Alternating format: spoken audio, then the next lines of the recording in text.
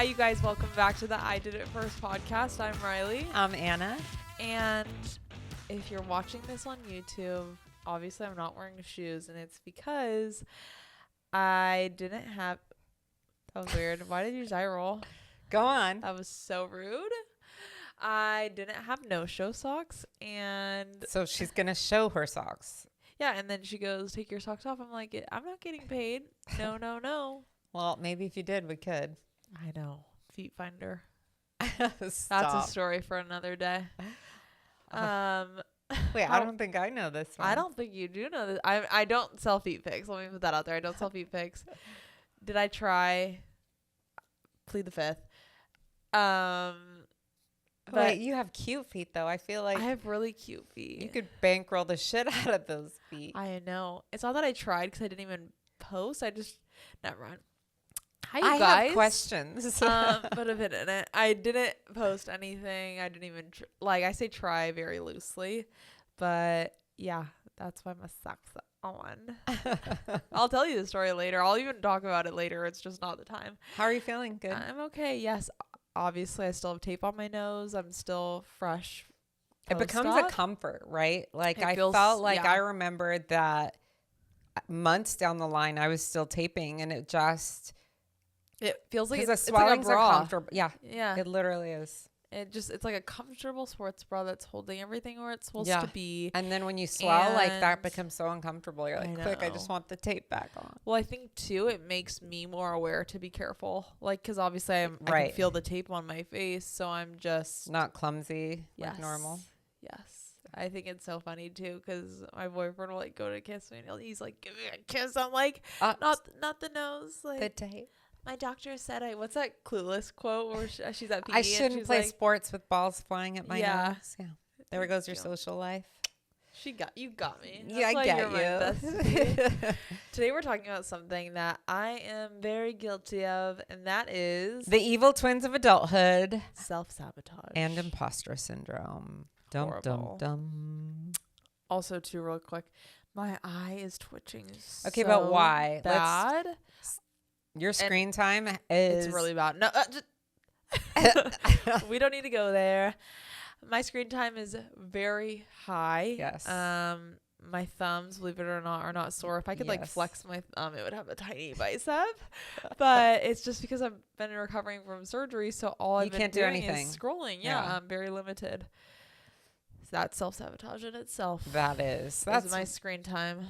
But this whole subject matter in particular, I am an expert at. Yeah. Unfortunately, I've definitely been someone who I will procrastinate, and I will be honest, if I don't know I can excel at something, or just even that it'll come out really well, I will definitely procrastinate, like out of my own fear. Yes. Or even just talk myself out of something. Like I talked about, Same. Natalie's mom is literally out of this world hostess. Like every time I see something she does, I'm like, oh my gosh, like Trout mouth. it's amazing. Yeah. And then I imagine anything I want to put together. It's like every meme you see that's like Instagram versus reality. She's Yeah. Instagram, I'm reality. She is Pinterest. And I will talk myself out of almost I think I have since I've seen every product.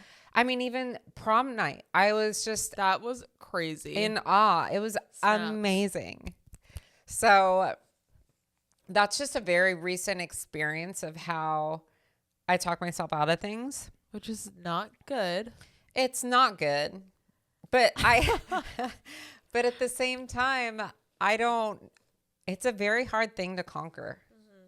I think self-doubt and I've used the term drunk monkeys, and I refer to the drunk monkeys as they're the voices in your head that tell you can't do something. Mine are powerful. Same. I mean, everybody has that. Yeah. There's just other people that don't give as much power to those drunk monkeys. Yeah. And instead, I will say something I've done recently that has helped is when I find myself, and this comes by faith, you have to believe in something bigger than yourself. Right. And, you have to figure out what that is for you. But obviously, if like a position presents itself, it would not present itself to you if you weren't ready. And then it's like, instead of being like, oh my gosh, what could go wrong? What could go right? Like, what is the worst that could happen? Like, you're literally stuck in the exact same position. Or it's like, wow, all these amazing opportunities are here, and you're, sorry, I have an itch. But yeah, like literally, what is the worst that could happen? That's it. I will literally tell you all the worst things that can happen. That's where I go immediately. And it's not because I'm trying to be negative. I will say that I'm trying to consider all the variables and prepare. Yeah. I will spend all that time doing that until there's no time anymore. And I have convinced myself often that being comfortable and safe is a reason for not doing something. Mm-hmm. And that has even happened, let's say, with work situations. Yeah. I've stayed in a work situation that wasn't good and I wasn't growing in, but I was like, okay, this is consistent. There's a lot of benefits there. Yeah. You know, all the I'm here already. Yeah. It's the devil, you know. It is the devil, you know. That is one thing too. You can't glow in the dark. And like, you have to look at your environments. Work being a huge one. Like, if you are so drained mentally and physically leaving work, even before you go to work, like your tone for the day is just set because you're dreading it. Like, look at that. Like, you should not put yourself in that is self-sabotage. Like, you can only grow as much as an environment will let you. Right. And that's huge. Like, I look at, and for me, I think lifeguarding. That was huge. So that was a situation, because I've talked about this with you. Being a Huntington Beach lifeguard, I mean, for people that don't know, like, our beach is 5 miles. It's one of the longest beaches. Most busy public beach in California. It's desired all over the world, like surf destination. Yeah. You name it. I mean, Huntington Beach lifeguards are actually part of the fire department. So the credibility and the respect, it's profound. Yeah. You know, you grow up as a kid through this program, and that if you're lucky is an ultimate goal to work for the department. Yeah. And I mean, obviously you went through that, you got there, and then it's like, maybe it's not all it's cracked up to be. I know that. Yeah. You do not want to see how the sausage is made. Like, once you're there, it's not glamorized the way it has been for years in the junior guards program. And you look up to these older instructors and the other lifeguards, and it's like, this is actually a very toxic environment. I learned that somewhat quickly. I won't say very quickly because I was there for a long time. Right. Obviously, it was my first job at 16, which is already so crazy because it's like, you're so young. Like, to be to have that much responsibility is crazy. Honestly, I mean, think about even the situation. Do you remember? I remember, because I was in full panic mode, when you were briefed on someone that... Yes, I know what you're about to say. It was someone that was like on the no-fly list, and we had been known for... I was 16. Engaging in certain activities. I don't want to even say words that will be flagged, but that certain activities that would be prohibited by law. List. Yeah. No-fly list. So what does that tell you? So, and the U.S. Open is this huge event that they have downtown Huntington at the end of summer. It's the US Open of surfing. It's like where everyone comes. Yes. You have to qualify and then you compete. It's a huge deal event. And it brings and attracts so many people from all over the world. And they knowingly had someone that was walking around, like, scoping the scene pretty much. And they're like, we literally can't do anything until they... Why are you getting briefed at 16 on how to manage an interaction with this person? In my head, I'm like, can we just send everybody home? No, in my head is, you're supposed to be watching the water. Unless he's drowning, you have no need to know how to manage this. I know. And I'm like, that is crazy. And that... The scope of responsibility... for that environment. So it's all wrapped up in this package. And I think this is where a lot of kids that get involved, I think there's a lot of that self-sabotage and whatever, because they don't think to kind of go outside. There's so much involved in that package of like how they're regarded and everything, that they don't see that it's the growth there isn't great. They're just how you behave and how you learn. Yes, you learn a lot of things, don't get me wrong. Yes. But you also learn to accept a lot of things that aren't good. Yes. And that's what I saw for you. And so leaving a situation like that for your benefit, that was very hard. So because you're already paying into your retirement at 16. I mean, when I say it checked all the boxes for comfort and security and every other on paper, perfect. That was perfect. I was tan. I was fit. Like all my friends and I were doing it together. Every time I took it was like flashback to Baywatch. Every post on my Instagram story, it was like, oh, real life. You're too tired from like working all day and being in the sun all day that it also keeps you out of trouble. Like those benefits were creme de la creme, like perfect, right? Yes. But there was other stuff that you would I started to turn a blind eye to where it's like you try and hide stuff under the carpet. Eventually shit is going to stack up and you're going to trip over it. And that's like everyone has a breaking point. And there was one summer when I was a junior lifeguard instructor where one of the instructor and this is a huge deal because you're obviously working with kids, was sexually harassing and assaulting the other instructors and even one who was a minor. That like did not, as the older sister, like I'm very good at speaking up and I did that and I spoke up, but it's like at what cost? Because yes, like now I'm getting retaliated. Not necessarily like there were chiefs that were working so hard. There's one in particular that was such an advocate for you. Yes, and to he's this now day, the if I fire hear his chief. name in a crowd, too. I'm like, but then the ones that are still at lifeguards working in the lifeguard department, like one specific older woman who her husband is now like the lifeguard battalion chief, she literally told me in the locker room and started crying and saying how she knew all this stuff was happening and she should have said something sooner. And I'm like, way to fucking go. Like it's very hard in that environment too.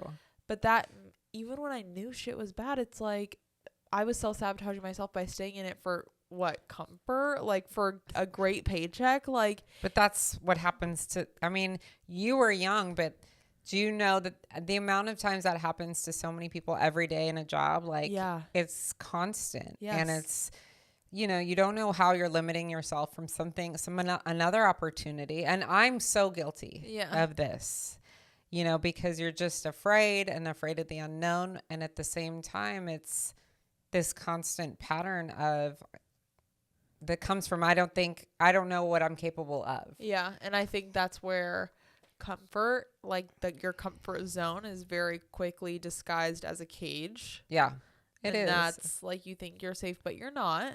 No. And I'm sure, I mean, I know you've definitely, you think it's keeping you safe and it's what keeps hurting you.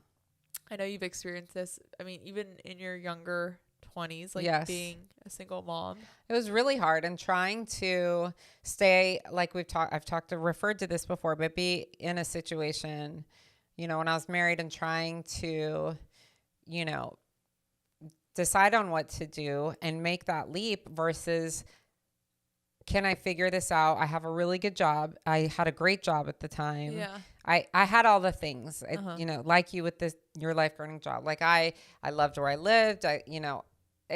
There were a lot of good things to it, again, on paper. Yes. Was it destroying me from the inside out? 100%. But at the same time, I was like, well, am I willing to forfeit the illusion of everything else going on? Being perfect, yeah. And it was a constant self-sabotage. And it was really hard because that would mean I would have to go against all of these things that, it's like I think every girl, every person, like you kind of want to be able to say, oh my gosh, I have this, that, I love her. And so I was about to have to give up all those things. And then the idea of, can I really do it? Yeah. And that was the drunk monkeys. And it was. And like, so that's a big scenario in my life where I think of, I took that leap and at the same time trying to do that and take that risk was very difficult because he was the fun one, right? Because I had to be mom. So I had to be the not fun friend.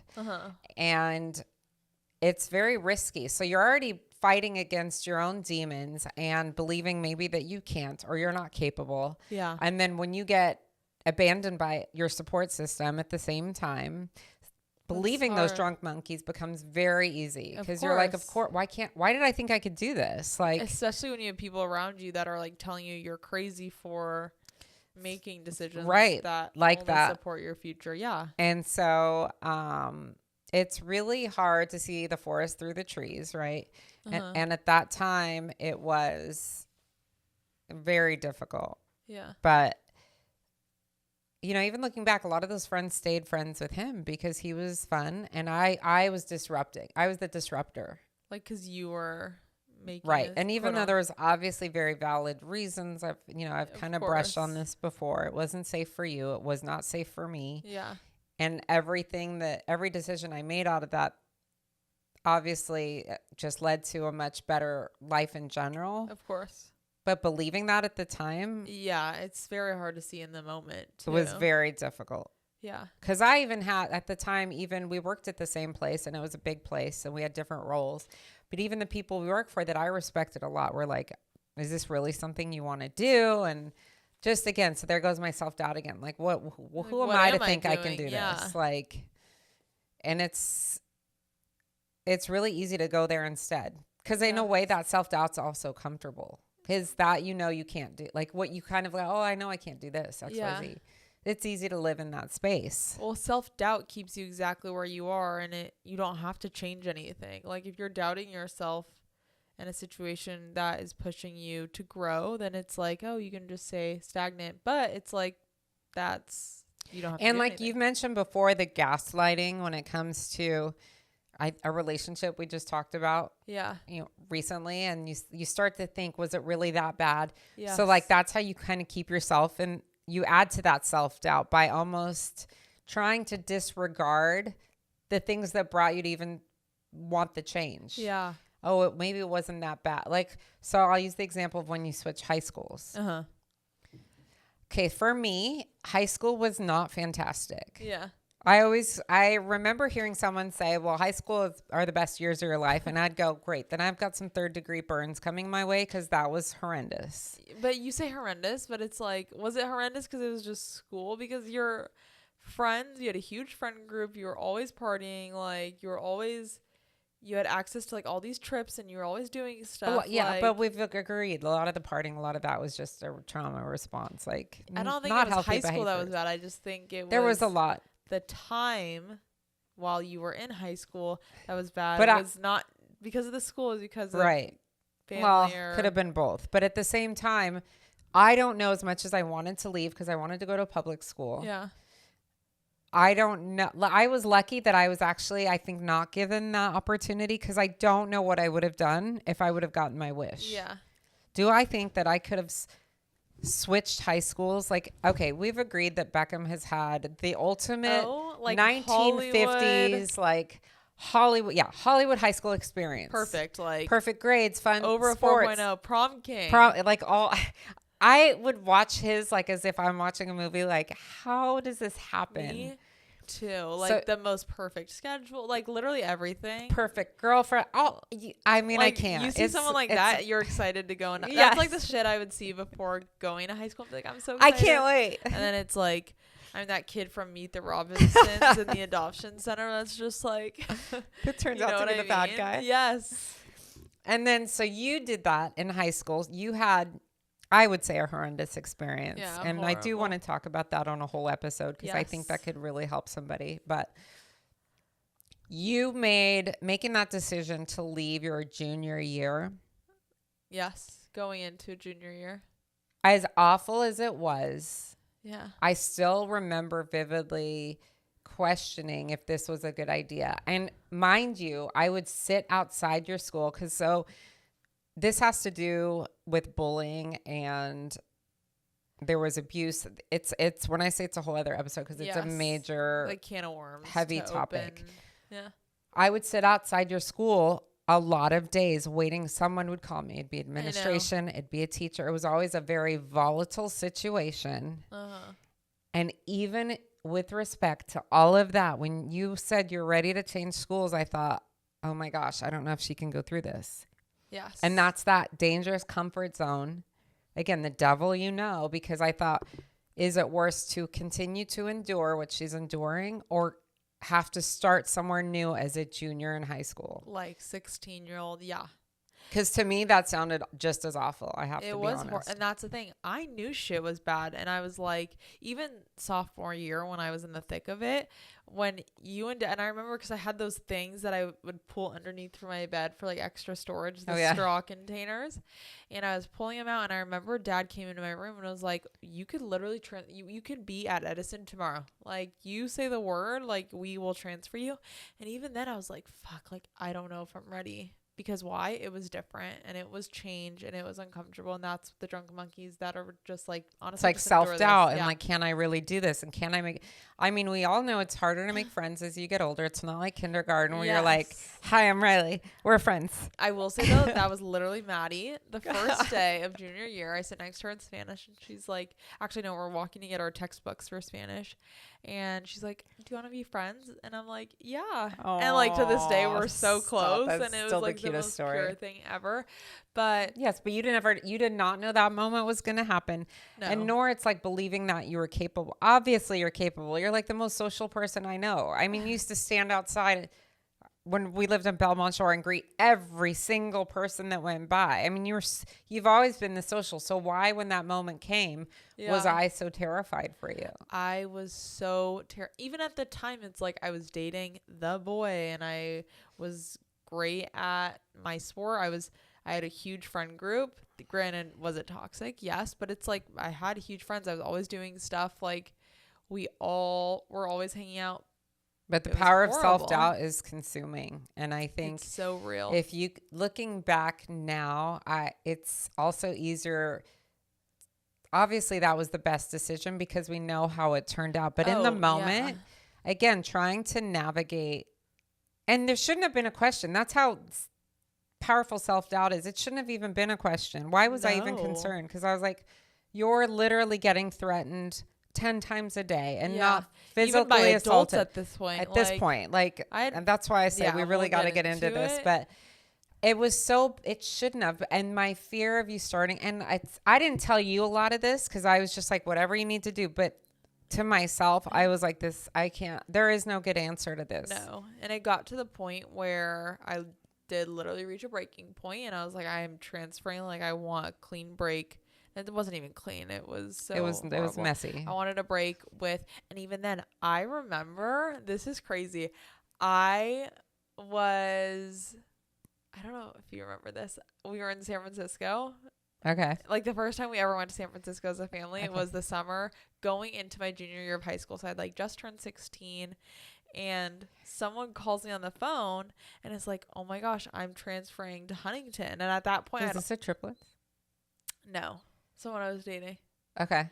And I was like, what? Like someone that I had dated before, not Toothless. Okay. His friend. This is horrible. Oh. And he's like, oh my gosh, I'm transferring to Huntington. Watch out like, for the funny friend. What? And I'm like, oh. And at that point, I'd already known that I was transferring to Edison. And I was like, but even then, it's like, in my head, I'm like, wait, am I doing the right thing? Like now I was like, fuck. I did. You definitely did. Because I felt like that's definitely saved your high school experience. It will never undo, obviously, what had happened. What transpired. But all those people also, too, starting junior year, the year that I transferred to Edison, and there's like such a different tone at Huntington than there is at Edison, and that's why even when my brother was going into, we had so much anxiety about Huntington as a freshman, I was like, are you sure you want to, like, you could literally go anywhere. I will personally drive you to, I don't even care, like wherever you want to go. We're just so anywhere fearful. But this school, because it's like that junior year too is when that group of friends that I was hanging out with started partying very hard, like as 16-year-olds, obviously growing up in SoCal, like we're very privileged, so with privilege comes like access to stuff like that.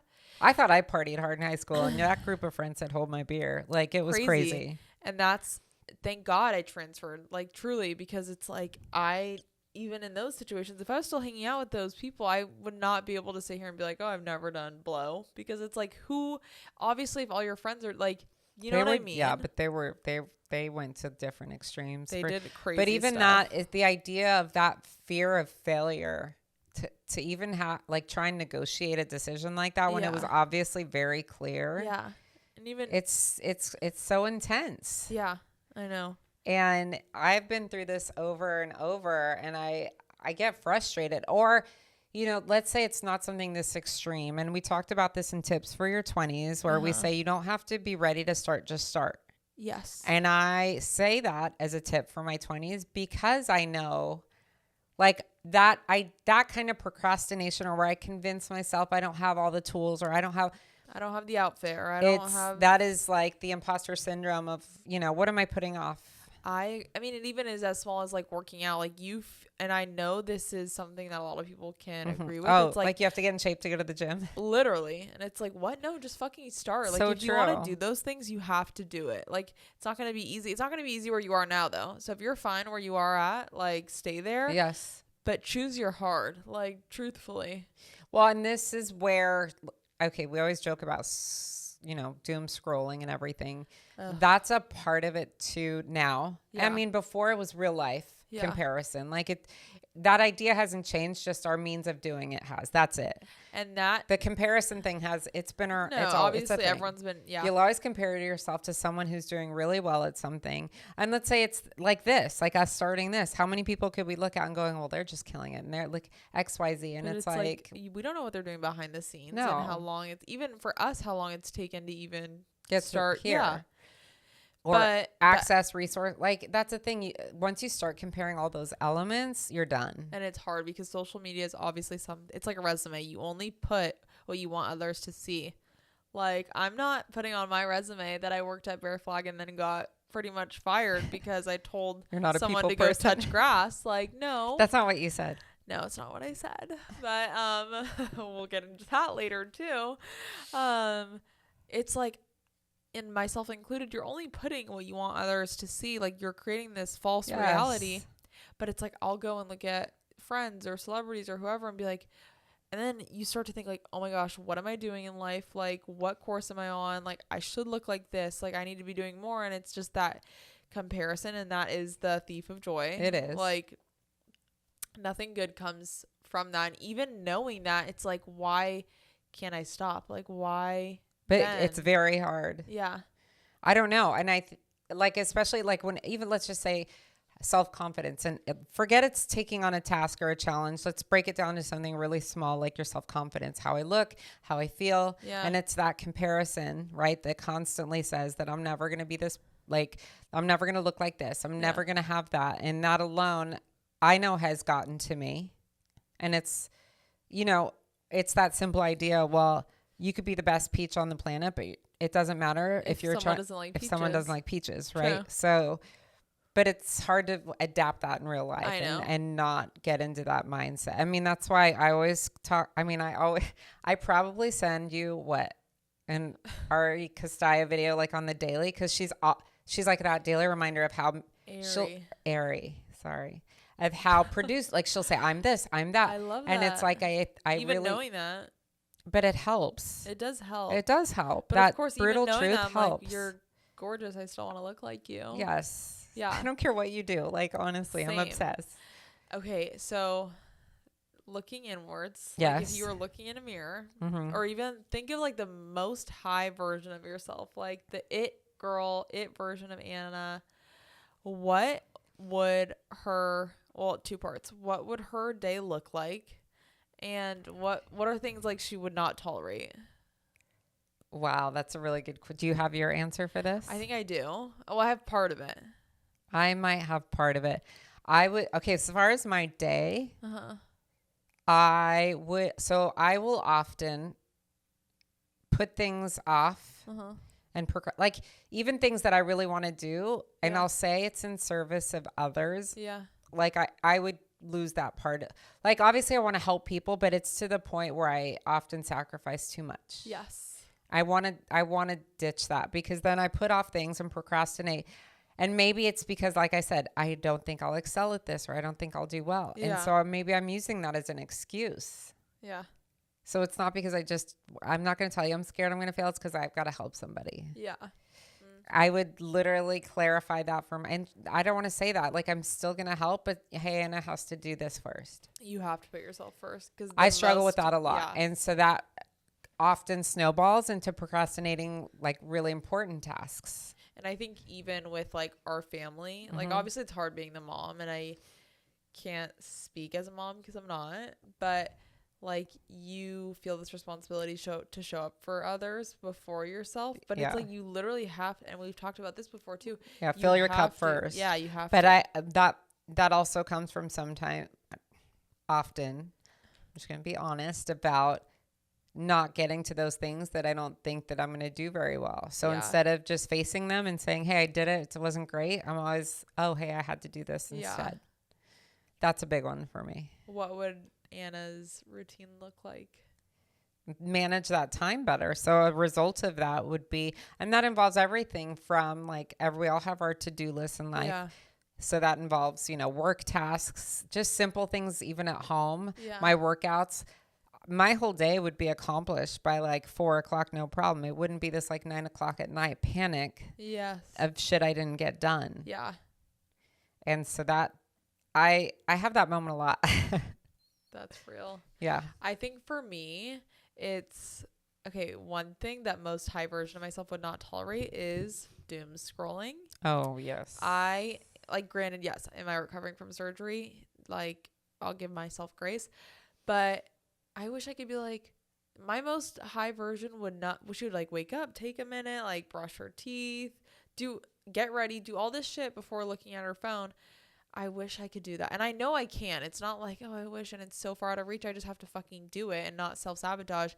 I literally wake up, the first thing I do is I fucking clock into TikTok like it's my fucking job. I'm scrolling immediately as if it's like I have to report back to someone. I'm addicted. Like, I need that shit in my veins. I love TikTok. It's my favorite. Like, and I'm not biased to any other app because it's like, oh, I'll just go from one to the other. You're an equal opportunity scroller. Thank you.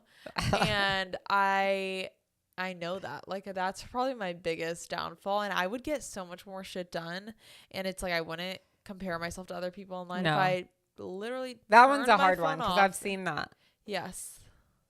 I've seen that with you, or I've seen your mood change. And do you remember we went through this? So this behavior is not new. Yeah. Because remember, I used to take your phone away because I'd see you like physically be so affected when you could not necessarily like function. That comparison. Yeah. And it made me so sad. Well, it was like in high school, especially, I think is when I struggled with it. And granted, like all that shit was going on too. But excuse me.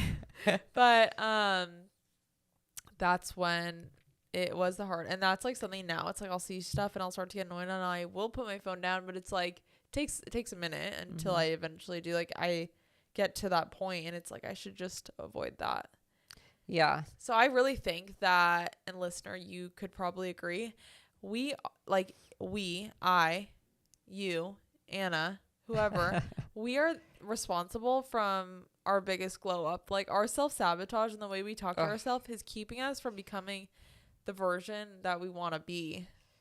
Yeah, and it's that very real sense of like healing and getting better and going for it. It's all cute. It's all until cute. You realize, oh gosh, it means I literally have to change everything. Yeah. And so there I go back in my comfort zone. Like, so your comfort zone will kill you. Yeah. And that story, I tell myself, like, I'm just good with everything now anyway. Like, why would I want that? No, you have to be honest with yourself. And again, like we talked about in the last week's episode, healing is not linear. Like, it's fucking painful. But so is self-sabotaging. So is like you living a life that does not fill your bucket because you're so consumed with what's happening online, or you're in a toxic work environment, or you're in a toxic relationship because you've been in it for so long and like that's what you're hanging your hat on. You need to reflect on the things that do bring you joy and the things that don't, and say bye. Hit the block button. Yeah, because that is honestly a big, that routine is a big red flag. Yeah. Exactly. And that's not one we really dig into a lot because and I'll tell you, having a very like tumultuous upbringing that was, there was no stability at all. I moved a lot. There was a lot. And so I have also really felt like that stability of things is a comfort. Yeah. Again, this is where Anna, and the more people listen, the more they'll realize Anna will take that and go too far the other way. I know. And so that I kind of have done a good job of going, no, it's not totally self-sabotage. I'm stable. I've done the thing that I didn't have. I know.